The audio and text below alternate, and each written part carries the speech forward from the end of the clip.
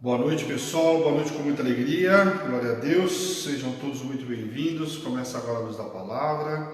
Semana aí, última semana. Depois o povo está de férias. Glória a Deus, né? Pela vida de cada um de vocês aí. Ficaram comigo no primeiro semestre, né? Agora tem férias aí, 30 dias de férias. A gente vai voltar no dia 10 de agosto. Então, quarta-feira, agora dia 8, né? Então, vocês vão ter praticamente 32 dias de férias, para ser mais preciso aí. E aí a gente volta com o material, né? Voltamos aí no livro de Isaías, não vai dar tempo de acabar todo o livro de Isaías, evidentemente até quarta, né? Então a gente volta aí em agosto no livro de Isaías ainda. E aí vamos terminar o livro de Isaías, vamos para Reis, vamos ver os outros profetas, amém? Bom, deixa eu dar os recados aí enquanto o pessoal vai conectando, pessoal. Deixa eu lembrar para vocês que é do Facebook, que não conhecem, nós temos um aplicativo da rádio que chama-se Rádio Hebron. Um aplicativo que você baixa aí no teu celular, né? Hebron Igreja Apostólica Internacional, nosso site, né? Também da igreja, mas o site da rádio, se você quiser ou baixar o aplicativo ou entrar no site, o site é www.radiobron.com.br. Quem tem iPhone só dá para fazer pelo site, ok? Você vai lá, acessa o site, você tem toda a programação da rádio. Toda vez que a gente entra ao vivo, interrompe o louvor, você vai ouvir a gente lá. Quem tem o sistema Android aí vai entrar na tua lojinha e baixar o aplicativo da rádio é um aplicativo super leve, tranquilo, não vai consumir muitos dados móveis seu aí, muito espaço, muita memória, né? E também não consome muitos dados móveis porque você não tem vídeo, né? Só áudio, então facilita bastante para quem está na rua. Vale muito a pena, baixa o aplicativo, você consegue compartilhar, baixar o louvor que está tocando, baixar a programação, dá para você mexer no celular sem sair da rádio. Então vale muito a pena aí você baixar e conhecer o nosso aplicativo da rádio, amém? Então divulga também o nosso aplicativo em nome de Jesus, né? E eu queria falar com vocês também que além de tudo isso, né, toda a programação da Hebron, você tem também o canal do YouTube, que é o Hebron Igreja Apostólica Internacional. Toda a programação da Hebron está lá no canal do YouTube. Então, para você que perdeu qualquer programação nossa, acabando a administração, o Bispo Fábio já lança aí no sistema, né, no computador aí, no nosso canal, e você tem acesso a toda a programação da igreja. Lá está separado por playlist, então você vai ver o programa da manhã, o programa da tarde, né, de acordo com o nome que você quer, e você pode escolher também o conteúdo que você perdeu, seja por data ou seja também no caso, vamos pegar a luz da palavra, pelo capítulo, o livro que você perdeu, amém? Então vale muito a pena. Então boa noite a todos aí, telefone da Hebron 11 970 13 8161, esse é o telefone da Hebron, lembrando que nosso telefone é o WhatsApp somente, não dá para fazer ligação, mas você passa um WhatsApp para a gente, tendo qualquer dúvida, pedido de oração, passa um WhatsApp e a gente entra em contato com vocês, amém? Bom, deixa eu falar como é que foi esse final de semana, né? Nós temos um final de semana, nós somos uma igreja evangélica, nós somos uma igreja virtual, 100% virtual, porém nós temos um estúdio aqui, não tem problema nenhum, a pessoa só avisa e vem participar com a gente aqui através do estúdio, vem participar com a gente ao vivo, amém? Outro detalhe, esse final de semana, todo domingo nós temos culto às 10 horas da manhã, e esse final de semana foi feito diferente, foi feito totalmente virtual, então não veio ninguém para cá, uma direção que o Senhor deu, para que todo mundo ceiasse em casa com toda a família. Às vezes tem mais gente da família que não vem para a igreja, então a direção do Senhor foi para ceiar todo mundo em casa. Então esse final de semana todos ceiaram, cada um na sua casa aí, só a gente aqui diretamente do estúdio, eu, o bispo, enfim, o restante de cada um na sua casa. O que foi interessante esse final de semana? Porque foi Santa Ceia, porque é o primeiro domingo do mês. Então, além do primeiro domingo do mês tem Santa Ceia, começa também o nosso relógio de oração. Então, começou nessa madrugada, né, de sábado, de domingo para segunda, né, começou já meia-noite. Nós tivemos o horário já da meia-noite, relógio de oração. Você tem 1 hora na presença do Senhor orando. Você vai receber um áudio, eu vou explicar para você como é que funciona. Você recebe um áudio com a palavra que vai ser ministrada. Acabou esse áudio, sei lá, 10, 15 minutos, você já entra no louvor, vai criar um ambiente de adoração. Acabou o louvor, o 20 minutos de você ouvir o louvor, aí você vai colocar os teus pedidos, suas petições diante do Senhor e vai clamar ao Senhor no restante do tempo. No final desta 1 hora, o líder daquele horário, ele vai colocar um áudio encerrando esse horário e enviando você. Então, no caso, meia-noite comigo, depois 6 da manhã com o Bispo Fabão. Então, você pode fazer todos os horários. Você vai entrar pelo link, lá tem um link, você vai clicar, entra nesse grupo. Você pode fazer ou o horário que você quiser, ou fazer todos os horários, o horário que você quiser dentro desses horários, né? meia-noite comigo, 6 da manhã com o Bispo Fábio, meio-dia com a Bispa, às 18 horas com o Pastor Edu e às 22 encerra com a Pastor Edi. Então nós tivemos um agora que acabou às 19, né? E temos o último que acaba às 22. Então não é possível que nenhum horário você possa participar. Entre em contato com a gente, fala, eu quero participar, e você faz o horário que, né, que ficar melhor para você, seja de manhã ou até mesmo à noite, 10 horas da noite está mais tranquilo, né? Agora quem puder fazer a meia-noite comigo também será muito bem-vindo. Então o relógio de oração começou hoje, né, de domingo para segunda, e termina no próximo domingo. Juntamente com o relógio de oração, sempre o relógio de oração é coberto por jejum. Nós estamos também no jejum, né, nós da Igreja Hebron, estamos no jejum essa semana inteira. Esses 7 dias será coberto com jejum de pão e café. Pão, todo tipo de pão, e café, o cafezinho preto. Você pode tomar o leite, chocolatado lá normal, né? Mas o café em si não pode, tá? Então será só 7 dias, passa rapidinho. Ninguém vai morrer por causa de pão nem café, isso eu posso te garantir. Ou naquela época nem café eu tomava, então comer aquele pãozinho sírio e tal, a gente vai viver numa boa 7 dias, amém? Então eu convido você a compartilhar, falar com outras pessoas, convidar, ainda dá tempo de entrar no relógio de oração. O relógio de oração é a marca da Hebron, as pessoas têm muita experiência no relógio de oração, vive muito milagre, porque é um momento que você tem comunhão com o Senhor e mais, né? Você passa a conhecer, ou para quem não está acostumado a orar, cria um ambiente de adoração. Então é fantástico, convido você a participar conosco, amém? Bom, isso foi o nosso domingo aí ontem, então com Santa Ceia, início de jejum e relógio de oração. Hoje nós temos, toda segunda a sexta-feira nós temos um programa chamado Alimento Diário às Nações, com a Bispa, né, que é a líder da igreja. Ela tem esse programa todos os dias a partir das 8h30 da manhã até umas 11 e pouquinho aí, tem um programa com ela. Então eu convido você a vir participar todas as manhãs, você tem esse alimento diário todo dia.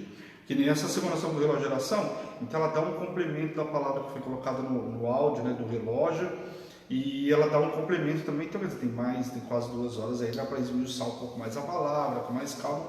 O áudio é 15, 20 minutos no máximo, né? Então você tem aí toda essa semana inteira para você também ainda mergulhar um pouco mais do relógio de oração através do programa, né? Então venha participar com a gente todo dia de manhã. Convido você amanhã, 8h30 da manhã. Bom, fora essa programação da manhã, nós temos uma programação à noite, que é essa comigo, toda segunda e quarta, às 7 horas da noite. Das 7 às 8 nós temos um encontro marcado. Esse encontro que é? Para um programa de estudo. O A Luz da Palavra foi um programa que começou em abril do ano passado, um programa de estudo. Nós estamos estudando a Bíblia, porém, numa ordem cronológica de acontecimento e não um livro por acaso. Não estamos lendo nenhum livro por acaso, nós estamos lendo os livros numa ordem cronológica. Então, evidentemente, vai ter um momento que nós vamos ler um livro único, nós vamos ler o livro de Isaías, vamos ver ele todo. Mas nós estamos tudo no livro, por exemplo, nesse momento, o livro de 2 Reis, aí, vivendo cada momento, né, cada profeta que viveu naquele momento dos livros de 1º e 2 Reis, amém? Então eu convido você a estar comigo toda segunda e quarta, a partir das 7 da noite, das 7 até as 8, ok? Nós vamos entrar em férias na quarta-feira, 30 dias, voltamos no dia 10 de agosto, aí voltamos no livro de Isaías e vamos embora aí até chegar a Jeremias, em nome de Jesus, amém? Bom, terça-feira nós temos um programa chamado Prefiro Crer. Aqui tem bastante programação, né? Não para. Toda terça-feira nós temos um programa chamado Prefiro Crer, às 3 horas da tarde, um programa diferente, porque é um programa de testemunho. Então as pessoas que conhecem a Hebron, participam da Hebron nos propósitos, no relógio de oração, enfim. Às vezes até de outra igreja, mas participa dos propósitos da Hebron, que nós temos relógio de oração, propósito do salmo, propósito da família e alguns vezes o propósito da situação financeira. Então a pessoa vem de outra igreja, participa conosco, vive o milagre, vem contar na Hebron. Aí a pessoa marca numa terça-feira, ela vem contar. Se ela puder vir aqui, vem aqui ao vivo, grava aqui com a gente ao vivo. Se não puder, fazemos simultâneo, como nós fizemos esses dias simultâneo com o pessoal lá de Mococa, com a Ana de Mococa. Então você entra aí no Facebook e a gente faz simultâneo com você através do Facebook. Então amanhã temos um testemunho fantástico, não sei ainda quem é a pessoa, você vai anunciar amanhã cedo, acredito eu, mas já fica aí ligadinho para você participar com a gente amanhã às 3 horas da tarde. Amém, pessoal? Bom, programação de segunda a sexta é essa, depois de domingo nós temos o culto todo domingo. Lembrando que de sábado nós temos um louvorzão, o único dia que nós não temos programação teoricamente na internet é de sábado, porém nós temos um louvorzão, às vezes 2 horas, às vezes 3 horas, às vezes dois horários dentro do dia, a bispa sempre anuncia no meio da semana. Como tem relógio de oração, então esse final de semana provavelmente vão ter aí, do meio-dia até 1 já, juntamente com o relógio de oração. Mas você fica ligado, porque Hebron não para, nós temos atividade para chuchu. Amém? Então divulga, compartilha, passa para outras pessoas também. O pessoal, antigamente a gente falava de igreja virtual, era algo, né, parecia que a gente era meio maluco, né? Mas hoje em dia já está tão comum, né, com esse negócio do pessoal em casa, aí está todo mundo participando pela internet. Então convido você a participar com a gente. Bom, eu não vou dar boa noite a todos, porque vai entrando e saindo, às vezes acontece, tem gente que eu não dou boa noite, a pessoa estava, então sintam-se todos abraçados, boa noite com muita alegria, pessoal da rádio também, sejam todos muito bem-vindos aí, e peço para que você fique ligadinho com a gente aí até as 8 horas, uma horinha passa rapidinho aí, 40, 50 minutos aí, e a gente vai estudar um pouquinho do livro de Isaías. Abra sua Bíblia no livro de Isaías, capítulo 28. Lembrando que o livro de Isaías, como eu disse para vocês, está lá, nós estamos dentro do livro de 2 Reis. Por quê? Está falando com o profeta Ezequias, né? Profeta não, rei Ezequias. Então o profeta Isaías pegou essa época aí, 4 reis, né? Nesse período. Então por isso nós estamos aqui, porque ele está falando com o profeta, com o rei Ezequias. Só que a gente sabe que o profeta Isaías ali é um profeta messiânico. Então ele fala da vida de Cristo e ele fala sobre vários outros povos, né, que tinham profecias contra eles, algumas punições, algumas coisas que vinham para frente, como depois a libertação do povo do cativeiro babilônico, enfim, então ele dá várias revelações aí. Então, nós vimos na semana passada, capítulo 26 e 27 aí, falando do cântico, né, 25, 26 e 27, falando do cântico de louvor, né, pela misericórdia divina, pela proteção divina, e fechamos no capítulo 27, que Deus ama o seu povo e o salva. Então, olha que maravilha, né? Então a gente vai ver que, né, que é aquela história do bate e assopra, né? Mas a gente vai ver que em muitos momentos o profeta Isaías traz uma mensagem para eles, pedindo para o povo, como foi com outros profetas também, vários outros profetas, chamando o povo para o arrependimento. Por quê? Porque tinha uma palavra lá na frente que viria o castigo, como viria o processo da Babilônia. Então o povo tinha que se arrepender e se curvar diante do Senhor.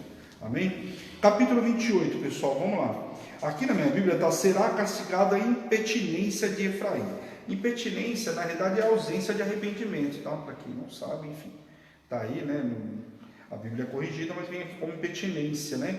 Então, na realidade, é a ausência de arrependimento. No caso de quem? De Efraim. Lembrando que toda vez que fala de Efraim, nesse contexto aqui, nós estamos falando do povo de Israel, tá, pessoal? Por quê? Vamos lá de novo, só para refrescar a memória. Jeroboão, quando houve a divisão das tribos, Jeroboão assumiu todo o povo de Israel, lembra? Roboão, filho de Salomão, ficou com 2 tribos e Jeroboão ficou com as outras 10. Então ele era da tribo de Efraim. Então toda vez, aí fala que Efraim cresceu, que não sei o que, por quê? Porque era a tribo de Efraim que era o rei, né? Então cresceu assustadoramente, mas falando de Israel que tinha crescido, até porque as terras de Israel, segundo os estudos, eram terras melhores inclusive do que as de Judá, que não tinham tantas terras férteis ou de melhor produção como era o povo de Israel, talvez por extensão também e tudo mais, amém? Então aqui quando fala de Efraim, nesse contexto, ele está falando sobre o povo de Israel, ok? Então vamos ler do versículo 1 até o 6 aí.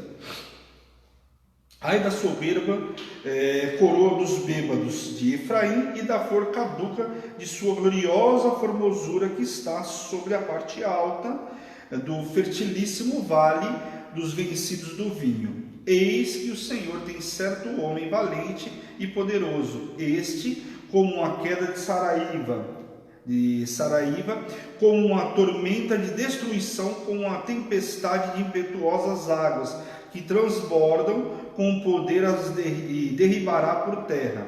A soberba coroa dos bêbados de Efraim será pisada aos pés.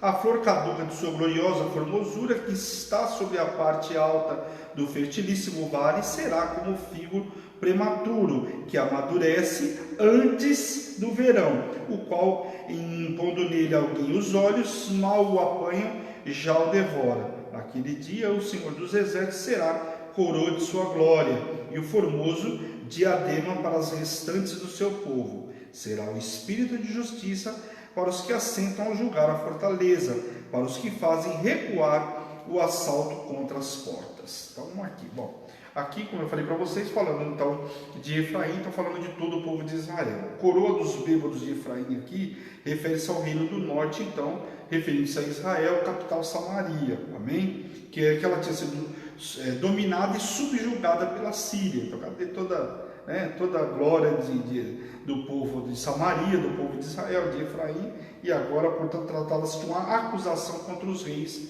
do norte aí. Agora estavam subjugados pela Síria. Por quê? Porque dominou e levou eles cativo, como eu já ministrei para vocês.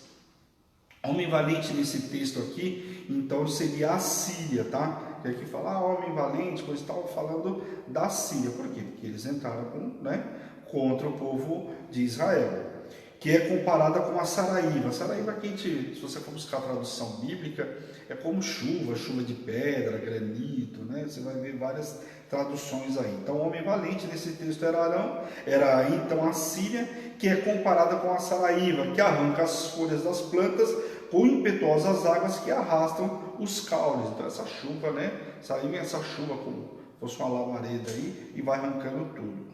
Os figos prematuros tinham de ser rapidamente consumidos depois da colheita. Esse texto é uma analogia, pois da mesma maneira Efraim seria rapidamente consumido. Então, fazendo a analogia aqui com o povo de Efraim, que da mesma forma seria consumido, assim como foi consumido esse figo. O povo de Samaria e de Efraim seria privado do seu ornamento e do fértil vale, quer dizer, tinham terras boas, mas seriam privados de tudo isso, perderiam tudo por causa da insistência da idolatria, ou seja, por se recusarem a reconhecer apenas o Senhor como seu Deus vivo, seu único Salvador, quer dizer, o povo se misturou aí. Então o espírito de juízo que dominaria, né, a coroa da glória na era messiânica seria o espírito de justiça.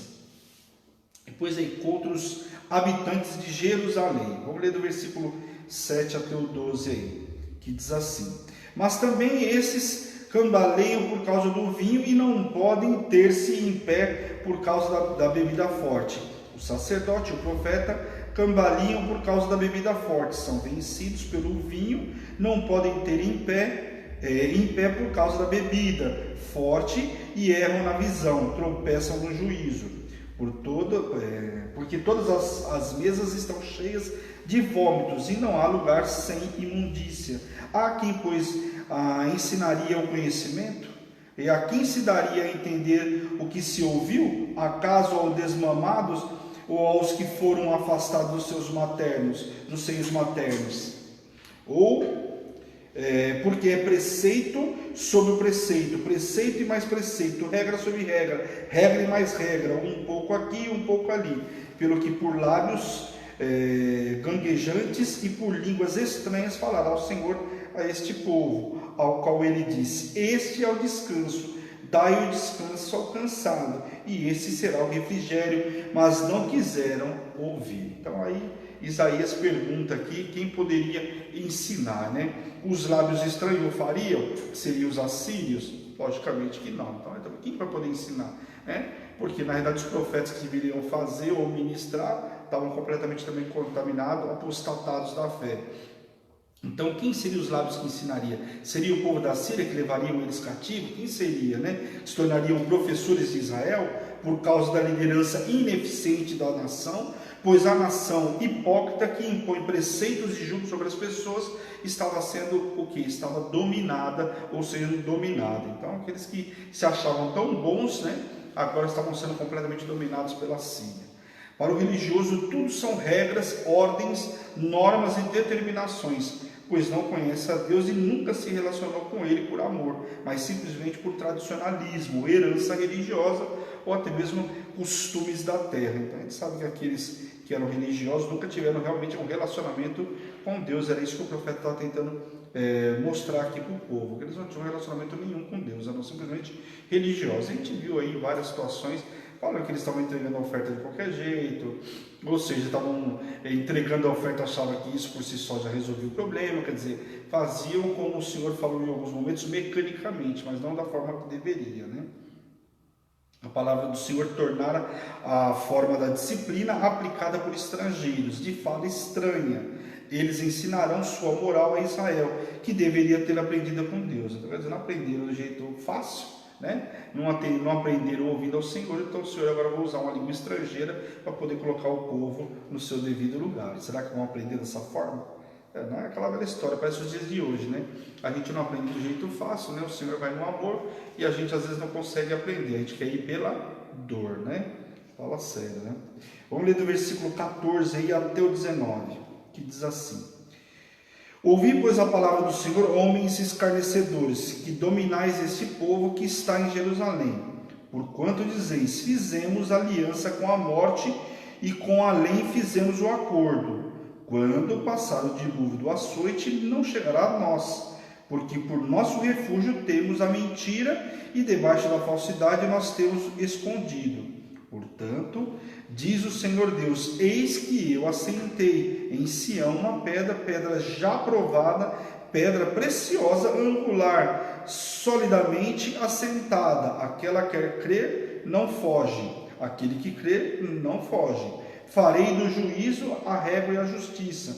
O prumo, a saraíva, varrerá o refúgio da mentira, e as águas arrastarão o esconderijo. A vossa aliança com o amor, com a morte será anulada, e o vosso acordo com a lei não subsistirá. E quando o dilúvio do açoite passar, sereis esmagado por ele. Todas as vezes que passar, vos arrebatará, porque passará manhã após manhã, e todos os dias e todas as noites, e será puro terror, e só ouvir tal notícia. Então aqui é uma ameaça, né? Aqui claramente do juízo, que consiste em uma acusação contra os reis ímpios da Síria, que vários deles, da Síria, de Judá, desculpa, reis ímpios de Judá, vários deles também. A gente fala sobre o povo de Israel. O povo de Israel lá, se a gente pegar os reis, não teve nenhum bom, teve um melhorzinho lá, mas nenhum deles é escrito na Bíblia como que fizesse aquilo que agradasse ao Senhor. Porém, no reino de Judá, a gente teve alguns reis aí que foram bons, pega Josafá, Ezequias, tivemos alguns reis bons, mas muitos deles também não foram bons. A gente sabe que muitos deles fizeram aquilo que desagradava a Deus, e por isso ele fala dessa acusação contra os reis ímpios de Judá, por zombarem das ameaças de Isaías, que tratava-se de uma ameaça de juízo, quer dizer, não deram ouvido para Isaías, né? E se fosse só Isaías, mas vários profetas também não foram ouvidos pelo povo de Deus, quer dizer, sequer deram atenção ou ouvir aquilo que o Senhor tinha para falar através dos profetas, né? O dilúvio do açoite aqui parece ser uma forma do profeta caracterizar as retaliações da Síria, né? Para mostrar o grau da retaliação que seria aí, né? Os escarnecedores ridicularizavam os alertas de Isaías, quer dizer, não estavam nem aí, quer dizer, por mais que Isaías falasse, o povo estava só se divertindo, né? A ameaça do juízo está dividida em duas partes. Uma seria o exército assírio, né, que será a causa imediata, e o Senhor dos Exércitos será a causa principal. Então aqui nós temos dois juízos aqui. Um seria usado, no caso, os assírios, né, para colocar eles no devido lugar, e outro, logicamente, o propósito que é do Senhor, né? Amém? Em resposta do deboche do povo, o Senhor promete estabelecer seu futuro reino sobre a pedra bem firme e fundada da justiça e da fé. E se a gente falar em 1 Pedro, capítulo 2, versículo 4 e 6, mostra que os apóstolos entendiam que essa pedra preciosa é a pedra angular, que era Jesus Cristo. Pedra viva, rejeitada pelos construtores. Ele é a pedra sobre a qual está fundamentada a nossa vida. Então você vai ver, quando ele fala dessa pedra angular, quem é essa pedra angular? É Cristo. Amém? Aí muita gente já conhece, que já ouviu essa ministração, né? Isaías ainda fala sobre a cama curta demais, o cobertor estreito, que representa uma falsa promessa de segurança. Quer dizer, o cara tem cama, acha que, que vai dormir bem, acha que tem cobertor, o cobertor é curto, né? Segurança e conforto é uma imagem fidedigna para a malvadada e teimosa aliança do povo com o Egito. Quer dizer, vai lá buscar ajuda do Egito, acha que estão buscando uma vela, não ajuda, é um cobertor pequeno, é uma cama curta. Então, era essa analogia que estava sendo feita. Olha que interessante quando a gente lê a Bíblia, né? Aonde que a forma como é colocada para que eles entendessem. Estava falando do Egito, vai buscar ajuda no Egito. O Egito, a gente já viu que nesse momento já não era mais aquela grande potência, né? Como foi no passado. Então eles iam buscar ajuda do Egito e nada adiantaria. Era como ter um cobertor curto ou uma cama curta, era isso que o profeta Isaías estava falando. Isaías disse que o Senhor levantará como um monte Perazim, quando Deus provocou uma forte inundação. Por que ele fala desse monte Perazim? Quando você for lá em 2 Samuel, capítulo 5, fala dessa passagem, né?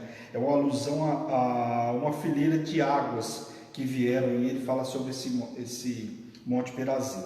E se irará no vale de Gibeon, onde se faz cair Saraíva. Aquela ministração em Josué capítulo 10, onde vem aquela chuva de pedra, que há uma grande matança lá em Gibeão, estão lembrados? Uma passagem onde veio uma chuva de pedra e mais mata com a chuva de pedra do que qualquer outra coisa, né?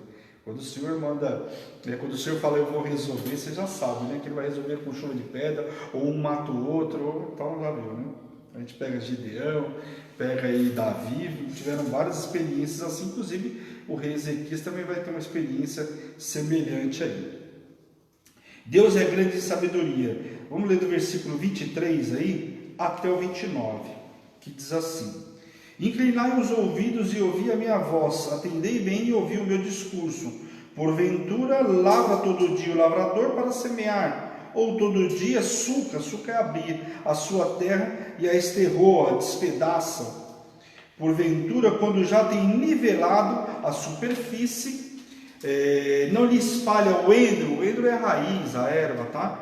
Não semeia o cominho, não lança nela o trigo em leiras ou cevada no devido lugar, ou a espelta na margem, pois o seu Deus assim o instrui devidamente e o ensina, porque o endro não se trilha, o instrumento de trilhar, nem sobre o caminho se passa roda de carro, mas com vara se sacode o endro e o caminho com o pau. Acaso é esmiuçado o cereal? Não, o lavrador nem sempre está bulhando, nem sempre está fazendo passar, debulhando, nem sempre está debulhando, nem sempre está fazendo passar por cima dele a roda do seu carro e os seus cavalos. Também isso procede do Senhor dos exércitos. Ele é maravilhoso em conselho e grande sabedoria. Amém? Minha Bíblia está tão rabiscada que tem hora que só Jesus. Vamos lá.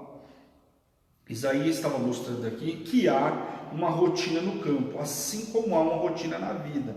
O semeador sabe trabalhar cada tipo de terra e com a semente diferente para que produza um resultado desejado. Então, logicamente, aqui ele está fazendo uma analogia, porque aquele que vai plantar, o cara sabe qual é o melhor momento, qual é a terra, o que tem que colocar de adubo, se mais, se menos, qual semente é para cada época, sabe de tudo isso. Então Deus trata da mesma forma o seu filho, a sua individualidade, ou seja, olhando cada situação, seja dura ou cautelosamente, pesado ou cuidadosamente, depende de sua flexibilidade, do qual maleável se apresenta. Então, logicamente, fazendo a analogia que Deus vai fazer da mesma forma com cada um de nós.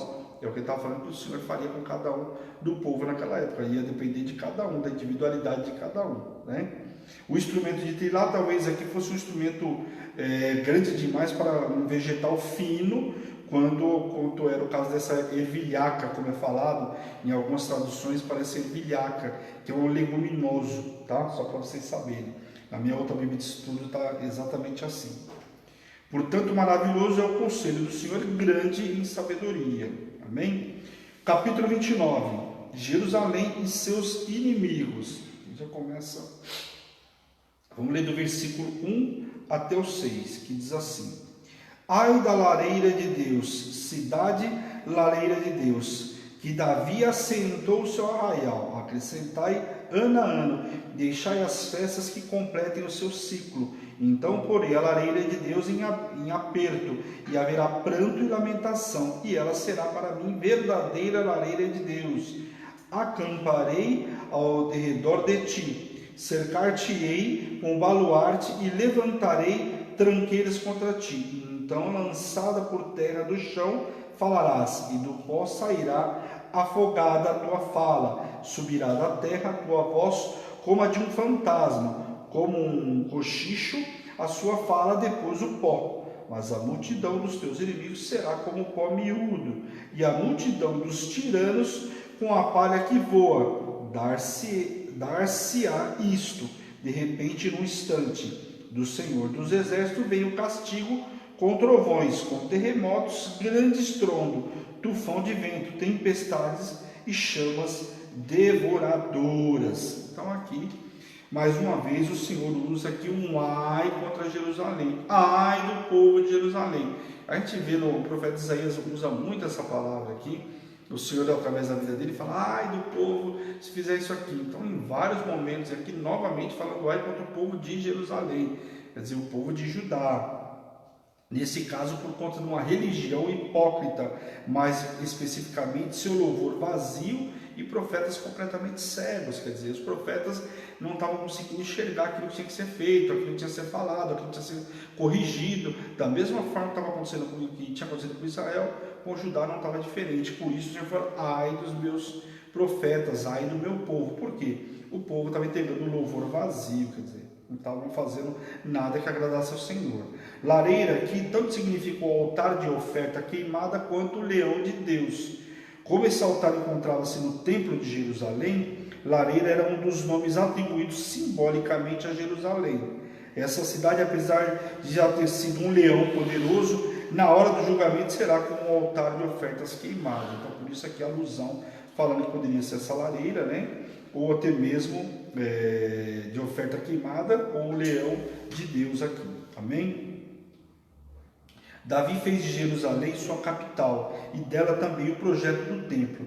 Depois construído por Salomão, nessa cidade foi feito o templo lá, demorou 7 anos para construído o templo. A gente sabe que depois Salomão fez outras obras, mas a obra do templo demorou 7 anos aí. Essas palavras demonstram o amor inabalável de Deus por seu servo Davi. Quer dizer, pelo servo Davi. Se não fosse Davi, se não fossem as promessas para Davi, se não fossem as promessas para Abraão, Isaac, Jacó, ai do povo, né? A voz que falaria eram vozes proibidas e enganosas, como de fantasmas, que os então médium da época, né, supostamente canalizavam. A voz forte da cidade de Jerusalém se tornaria mero suspiro. Aquele que já foi um grande império, que já foi uma das maiores vozes de Jerusalém, agora não passava de um suspiro, quer dizer, estava dando ouvido, inclusive para vozes, né, de fantasma aqui, que eram os médios que se julgavam, canalizavam as vozes aí, né? A vinda do Senhor para o seu povo é descrita como imagens dos elementos que acompanharam os sinais, e aí ele fala do trovão, terremotos, tufões e tempestade. Por isso ele usa aqui, seria a vinda do Senhor, para que o povo entendesse aí. Como sonho e visão noturna, terão as nações pelejando contra eles, serão como um faminto, que sonha que está comendo, mas acorda está vazio, que bebe e acorda desfalecendo sedento. Quer dizer, come achando que está se satisfazendo, acorda, continua com a mesma fome. Bebe, acha que está, né, matando a sede, quando acorda, continua sedento. Quer dizer, não resolveu nada, né? Fala sério. Cegueira espiritual e a hipocrisia do povo. Vamos lá. Vamos ler do versículo 9 ao 12. Hoje nós vamos poder andar bem. Quem tiver dúvida, se eu estiver rápido demais aí, quem tiver dúvida, depois só me chama no WhatsApp. Mas assim, tem contexto aqui que não tem muito o que se falar, né? Eu estou traduzindo para vocês algumas passagens, o que está se referindo àquela passagem, o que ele está falando, o que significa a lareira, o que significa a saraíva, por que ele está falando isso, analogia com quem, é o que está para explicar, pessoal, que é o que a palavra está dizendo aqui. Amém? Vamos ler do versículo 9 até o 12 aí, que diz assim: Estatelai-vos e ficai estatelados, cegai-vos e permaneceis cegos, bêbados estão, mas não de vinho, andam cambaleando, mas não de bebida forte. Olha aqui o que ele está falando, quer dizer, estão bêbados aqui, mas não é de bebida forte, né? Porque o Senhor derramou sobre vós um espírito de profundo sono e fechou os vossos olhos, que são os profetas, e vendou a vossa cabeça, que são os videntes. Toda visão já se vos tornou como as palavras de um livro selado, que se dá ao que sabe ler, dizendo: lê isto, peço-te, e ele responde: não posso, porque está selado. E dá-se o livro ao que não sabe ler, dizendo: lê isto, peço-te, e ele responde: não sei ler. Quer dizer, aquele que deveria ler não lê, e aquele que não sabe ler não tem como ler mesmo, né? Aqui fala das visões de Deus que outorgou, que não foram valorizadas nem obedecidas. Se os líderes religiosos de Israel são bêbados, os de Jerusalém andam titubeando, não por causa da bebida, mas por ignorar o Senhor e os seus caminhos. Quer dizer, aqui o problema deles andarem como bêbados aqui não era por conta de bebida, era realmente porque estavam titubeando, quer dizer, estavam indo entre dois pensamentos, né? O povo não estava ouvindo a voz de Deus, então estavam como bêbados e completamente cegos espiritualmente. O profundo sono vem de uma palavra hebraica que aí a gente sabe que remete ao sono de Adão lá em Gênesis 2, a Bispo brinca muito, né? Que é um estupor sobrenatural, um sono profundo aqui, que eles não conseguem ouvir nem entender nada. E a gente, quando fala da alusão de Gênesis, porque a gente fala lá, o soninho de Adão, né? O bispo sempre fala para as crianças, ora o soninho de Adão que vai dormir, vai dar um descansinho. Mas não é, na verdade, porque foi o sono de Adão que o Senhor tirou a costela lá, né? O que sabe ler representa os líderes religiosos que acham que o previsto por Israel, que acham que o previsto por Isaías está selado. O motivo dessa conclusão é que a cegueira espiritual não permite eles, né? O que não sabe ler representa o povo comum. Então aqueles que deveriam ler ou ensinar, falam que não sabem porque está selado. Na realidade, porque estavam numa cegueira espiritual, religiosos, né? Agora o restante é aquilo que eu falei para vocês. Como não sabe ler, não adiantava dar para eles, né? Os que rejeitam a palavra de Deus em Judá se caracterizavam por uma espécie de torpor espiritual, ficando bêbados, como bêbados, e a sabedoria e visão espiritual lhes seriam, portanto, negadas. Então, quer dizer, não adiantava dar a visão para o cara estava completamente cego, não conseguia enxergar nada. Por quê? Por conta da cegueira espiritual. Então, por isso que Isaías repete, inclusive, sobre isso. O que estava acontecendo era que os lábios e a boca do povo falavam as coisas certas, mas numa natureza interior estavam bem longe de Deus. Quer dizer, falavam muita coisa, mas aquela velha história da fala e da prática, né? Fala-se muito, mas na hora de executar, não executa nada daquilo que fala. Ou seja, bem diferente daquilo que está nas Escrituras. Isso até os dias de hoje, né? Fala-se muito, mas na hora da prática faz completamente diferente do que está nas Escrituras. O Senhor continuaria a fazer sua obra maravilhosa, afinal sua obra abrange tanto o castigo dos soberbos quanto a salvação dos humilhados. Vai vir um castigo para aqueles que eram soberbos, mas também os humilhados seriam exaltados também, né? E aí viria o fim da guerra do cativeiro babilônico. Isaías ainda fala, ai daqueles que se escondem do propósito de Deus, ou seja, de buscar alianças terrenas em vez do auxílio divino. E aí se a gente, vamos ler aqui o versículo 16, quer ver? Olha o que ele fala aqui.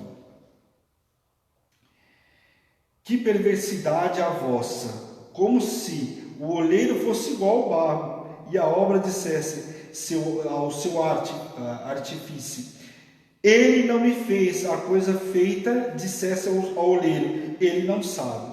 Aí é aquela velha história, né? Como Isaías também fala lá no capítulo 45, versículo 9, daquele que contende com o seu Criador. Que adianta, vai contender com o seu Criador? Quem pode? O barro pode ou o oleiro que pode? É o oleiro que pode, é o que Isaías está tentando mostrar aqui nesse versículo para o povo. E aí eu fiz a questão até de anotar aqui, porque Isaías 45, 9, ele fala daquele que contende com o seu Criador. Então poderia o povo contender com o Criador? Não adiantava ser rebelde, não adiantava não querer enxergar aquilo que o Senhor estava falando, não querer ouvir, não querer obedecer, vai contender com Deus? Quer dizer, o castigo viria, né? Redenção de Israel, vamos ler do versículo 17 até o 21. Porventura, dentro em pouco, não se converterá o Líbano em pomar, e o pomar não será tido por bosque? Naquele dia, os surdos ouvirão as palavras do livro, e os cegos, livres já da escuridão e das trevas, as verão.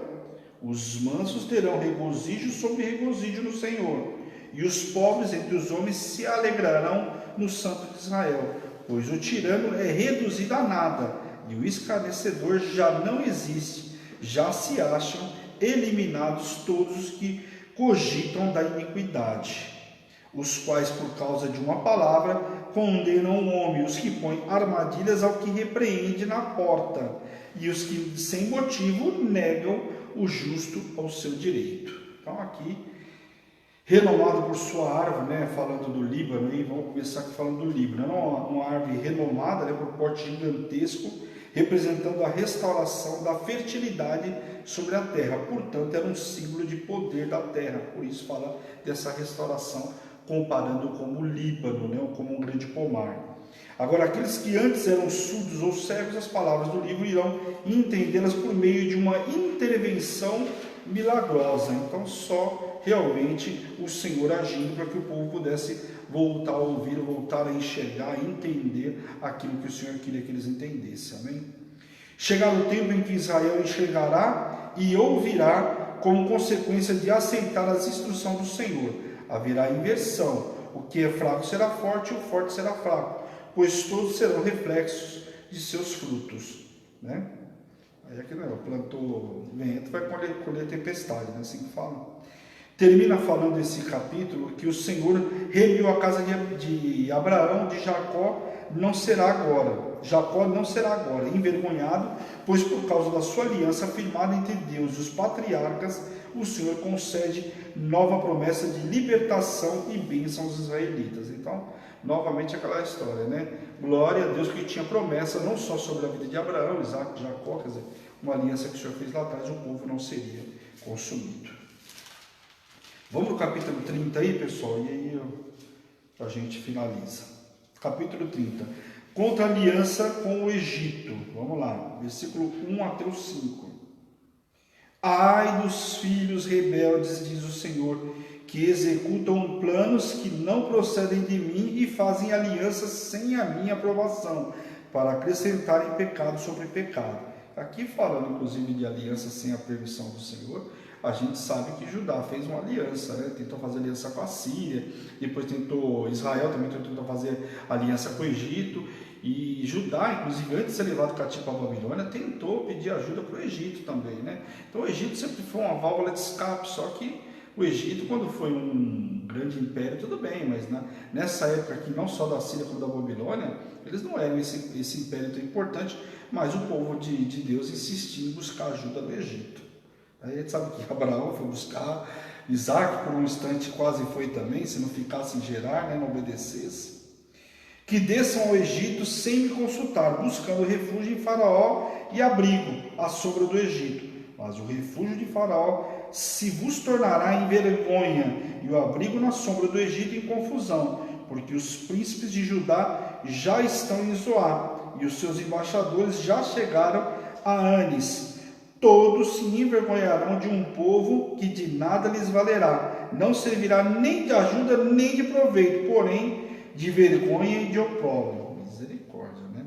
Aqui a bronca e a bronca com o povo de Judá, não só com o povo de Judá, e servir também com o povo de Israel, queria buscar ajuda no Egito aqui, misericórdia, né? Não vá buscar ajuda no Egito, né? Ai dos rebeldes de Judá que teimavam em confiar no Egito, em vez de depender do Senhor. Consiste em uma reprovação por depositar a confiança no lugar errado, e esses rebeldes são os conselheiros de Ezequias. Aqui vários conselheiros de Ezequias, inclusive, indicaram, falando para aquele que tivesse que buscar ajuda no Egito. Então esses conselheiros rebeldes, como fala aqui, eram os conselheiros de Ezequias. A injustiça ainda se aplicava ao pecado de fazer planos sem consultar ao Senhor. Então o povo, por diversas, Davi teve quantas vitórias? Qual derrota que Davi teve significativa? Né? Davi teve que fugir, evidentemente, porque era plano de Deus. Mas se você falar Davi teve derrota, Davi só teve vitória. Por quê? Porque tudo que ele ia fazer, ele consultava ao Senhor. Josué teve várias vitórias. A única derrota que ele teve foi em Ai. E se a gente for analisar em Ai, por que ele teve derrota? Porque tinha coisa contaminada. E se você prestar atenção e você ler a escritura com calma, você vai ver que Josué também mandou alguns homens lá olhar, e os caras falaram, não vamos fazer, tinha acabado de vencer Jericó, não vamos mandar todo o exército não, manda aí 2, 3 mil homens aí, podia ter mandado 5 mil homens, preferiram mandar 2, 3 mil homens, subestimaram o inimigo. E quando foram lá, o povo de Ai, era uma cidade lá que tinha meio de escombros lá, eles foram lá e o que aconteceu? Olharam, acharam que estava tudo tranquilo, os caras saíram de meio dos escombros e mataram todos eles. Por quê? Estava no território do povo inimigo, então subestimaram o inimigo e tinha coisa contaminada. Mas todas as vezes que Josué perguntou ao Senhor, e se ele tivesse perguntado antes de ir também, o Senhor tinha falado para ele, nem vai que tem coisa contaminada, mas ele foi, e aí teve essa derrota, propósito de Deus, evidentemente. Então assim, o povo tinha que fazer o quê? Tinha que consultar o Senhor. Vai fazer com esse consultar o Senhor, vai ter o quê? Vai ter rebeldia. E rebeldia é pior do que pecado de feitiçaria. Então os conselheiros aqui de Ezequias induziram ele a que buscasse ajuda no Egito, né? Seus conselheiros instauraram insistiram para ele buscar ajuda no Egito por causa da perseguição assíria. Mas Isaías não aconselhou Ezequias a confiar no Egito, e sim em Deus, para que obtivesse um livramento completo. Glória a Deus que o profeta Isaías chegou em Judá, né, ou falar com o rei a tempo, porque se ele fosse pelos conselheiros aí, tinha ido embora, né? O peso dos animais deve-se ao fato deles terem transportado inutilmente pelo deserto presentes de Judá para o Egito. Quer dizer, que adiantou? Levou um monte de presente de Judá para o Egito, da mesma forma que ele fez com a Síria. Lembra que eu falei para vocês, o tiro meio que saiu pela culatra? Quando a Síria juntou com o povo de Israel e foi para invadir, né, ouviram que tinha planos de invadir Judá, o que Judá fez? Foi lá buscar ajuda da Síria, mandou presente, mandou um monte de coisa. A Síria veio, não levou ele no primeiro momento, mas levou o inimigo, coisa e tal, e depois estava sitiando eles também. Quer dizer, o tiro meio que saiu pela culatra. Então, muito mais prejudicou do que ajudou. E aqui, novamente, ele faz a mesma estratégia, mandando o quê? Suprimento, mandando presentes, mandando tudo para o quê? Para o Egito, para buscar ajuda. Não conseguiu ajuda aqui, foi buscar ajuda de lá. Como eu disse, o Egito já não dava para ajudar muita coisa. Buscar ajuda ao Egito seria inútil. Eles que tanto se gabavam, nada poderiam fazer, ou até mesmo fez, né? Agora, não tinham essa condição para poder ajudar. Vamos ler do versículo agora do 8 até o 11. Vai, pois, escreve isto numa taubinha perante eles, escreve num livro, para que fique registrado para os dias vindouros, para sempre, perpetuamente.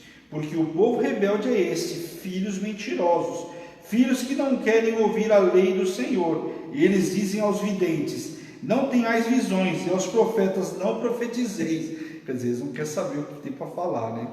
Para nós o que é reto, dizei as coisas aprazíveis, profetizai-nos ilusões, desviai-vos o caminho e apartai-vos da vereda, não vos faleis mais do Santo de Israel. O povo não queria ouvir a lei, a orientação do profeta. Eles queriam que Isaías desse conselho segundo sua vontade e necessidade, sem correção, exortação ou até mesmo julgamento. Então ficava fácil. O que eles queriam que o profeta dissesse? Só fala aqui aquilo que eu quero ouvir, aquilo que é bom, aquilo que seria, né, como um cântico para os meus ouvidos, era o que eles queriam ouvir do profeta. Só que poderiam ter vindo de outros profetas, mas de Isaías, negativo. Isaías não ia falar nada para agradar isso ou aquilo. Uma das coisas que Isaías fez, você vê as profecias dele, ele deu o recado que tinha que dar, falou que tinha que ser falado, né? Então o povo não queria, muito pelo contrário, o conselho segundo a sua vontade e necessidade, sem correção, sem exortação ou até mesmo julgamento. Os homens de Deus não são guiados por sua vontade, mas obstinados em viver os sinais de Deus e suas promessas decorrentes da obediência, que não era o caso aqui do povo, né? Então vamos ler agora do versículo 12 até o 17. Pelo que assim diz o Santo de Israel: visto que rejeitais essas palavras, confiais na opressão e na perversidade, sobre isto vos estribais. Portanto, esta maldade vos será como a brecha de um muro alto, que formando uma barriga está prestes a cair, e cuja queda vem de repente num momento. O Senhor o quebrará como se quebra o vaso do oleiro, despedaçando-o sem nada lhe poupar. Não se achará entre os seus cacos um que sirva para tomar fogo da lareira ou tirar água do poço. Misericórdia. Porque assim diz o Senhor Deus, o Santo de Israel: em vós converterdes e em sossegardes esta vossa salvação, na tranquilidade e na confiança a vossa força, mas não quisestes. Antes dizeis: não sobre cavalos fugiremos, portanto fugireis, e sobre cavalos ligeiros cavalgaremos, sim, ligeiros serão os vossos perseguidores. 1000 homens fugirão pela ameaça de apenas um, e pela ameaça de 5 todos vos fugireis, até que sejais deixados como um mastro no cimo do monte, e como um estandarte no outeiro. Então aqui, não se decidir a obedecer ao Senhor é o mesmo que rejeitá-lo. Então, a partir da hora que não obedecer, é a mesma coisa que está rejeitando ao Senhor. Portanto, a parede que já forma uma barriga e como se quebra o vaso do oleiro, significava que o juízo sobreviria absolutamente e subitamente. Assim, pedaços seriam cacos de um vaso quebrado. É o que aconteceria com o povo. Por quê? Porque não obedeceram. Isaías chama ao arrependimento, para se converterem em seus maus caminhos, confiarem na força de Deus em vez na própria capacidade, pois seria a única forma de encontrar o verdadeiro repouso. Mas em vez disso, o povo preferia confiar e depender de cavalos e das carruagens do Egito para defender a terra. Por isso fala aqui dos cavalos, das carruagens, que eles preferiam confiar no Egito, que o Egito trouxesse cavalos e carruagens aí. 1000 homens fugiriam, era claramente uma mensagem de que a nação seria completamente dispersa. Quer dizer, pode trazer todos os homens que forem, vão ser completamente dispersos. Promessas consoladoras para Sião. Vamos ler do versículo 18 ao 22. Por isso o Senhor espera para ter misericórdia de vós, e se detém para se compadecer de vós, porque o Senhor é Deus de justiça. Bem-aventurados todos os que nele esperam, porque o povo habitará em Sião, em Jerusalém, tu não chorarás mais, certamente se compadecerá de ti. A voz do teu clamor, e ouvindo-a te responderá. Embora o Senhor vos dê pão de angústia e água de aflição, contudo não se esconderão mais os teus mestres, os teus olhos verão os teus mestres. Quando te desviares para a direita e quando te desviares para a esquerda, os teus ouvidos ouvirão atrás de ti uma palavra dizendo: este é o caminho, andai por ele. E terás por contaminados a prata que recobre as imagens esculpidas e o ouro que reveste as tuas imagens de fundição. Lançá-las afora como coisa imunda, e cada um dirás: fora daqui. Então aqui Isaías fala agora sobre a promessa, uma promessa de salvação.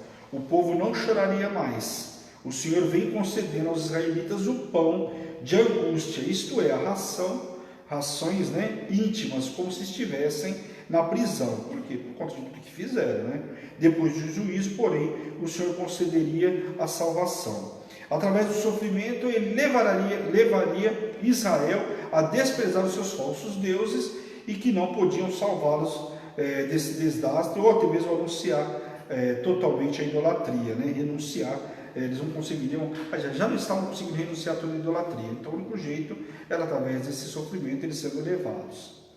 As promessas que faziam parte do pacto original com Moisés passariam a vigorar outra vez, como a chuva, que é a bênção que se estenderia pelo campo ao rebanho. E aí você vai lá em Deuteronômio capítulo 28, fala das bênçãos oriundas da obediência. Então voltaria a chuva, voltaria tudo aí, o povo não passaria mais sufoco. Vamos ler agora do 24 até o 26.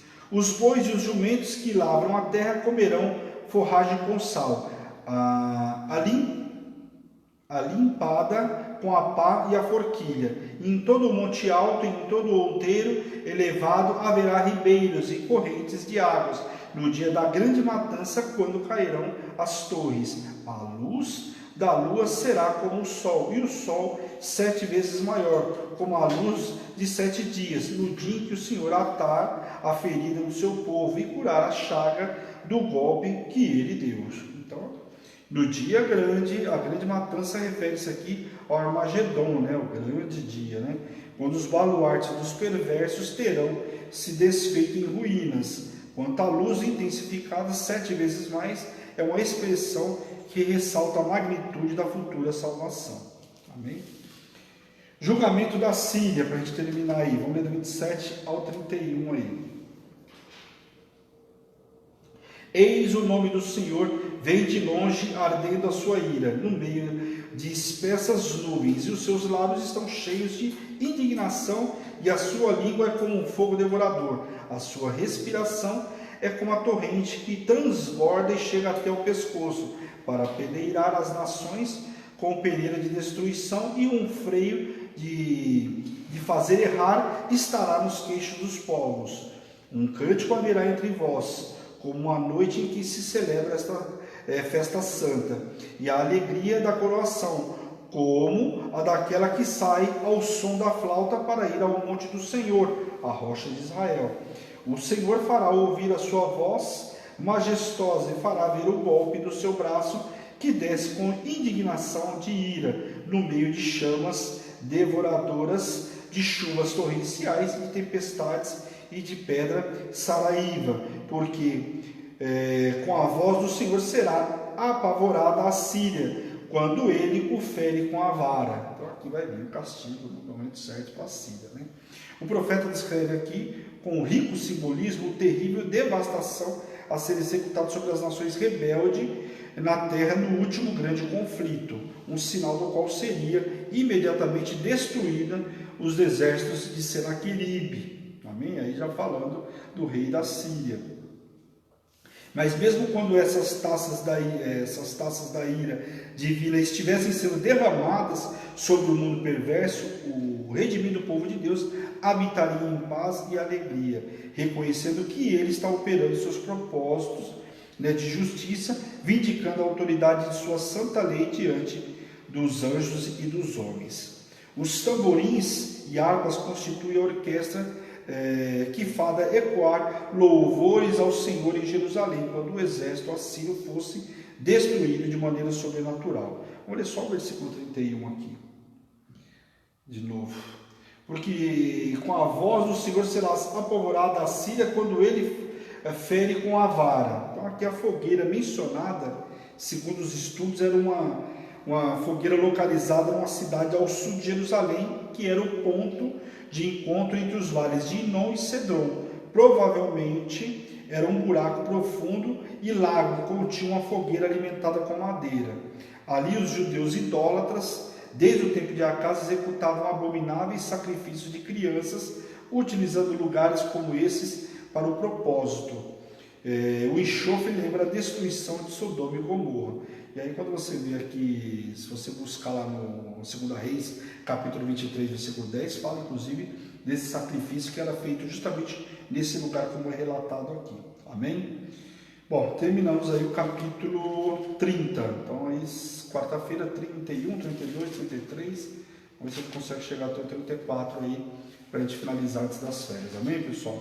Bom, o livro de Isaías, pessoal, eu sei que não é um livro fácil para vocês entenderem, eu sei que é difícil, até para a gente que já tem um pouco mais de caminhada. Você vê algumas ministrações aí, pega o capítulo 45, libertação do povo, algumas situações é muito ministrada, mas a história, as profecias contra o povo do Egito, contra Judá e contra Israel, não foi uma profecia só, foram várias, e cada vez ele está alertando um ponto específico. Então eu sei que não é um livro muito fácil, mas eu espero que vocês tenham entendido. Quem tiver qualquer dúvida é só me chamar no WhatsApp da igreja aí no 11 970 13 8161. Amém? Quero agradecer a todos que estiveram comigo nesta uma hora aí, e eu vou orar em nome de Jesus, enviando vocês para uma noite extraordinária. Quem tiver pedido de oração, aí manda no WhatsApp, que amanhã a gente já inclui o pedido de oração de amanhã na igreja. Amém? Glória a Deus. Então feche seus olhos por um instante, curva sua cabeça. Senhor, em nome de Jesus, nós te louvamos, te glorificamos por essa noite extraordinária que o Senhor nos preparou, Pai.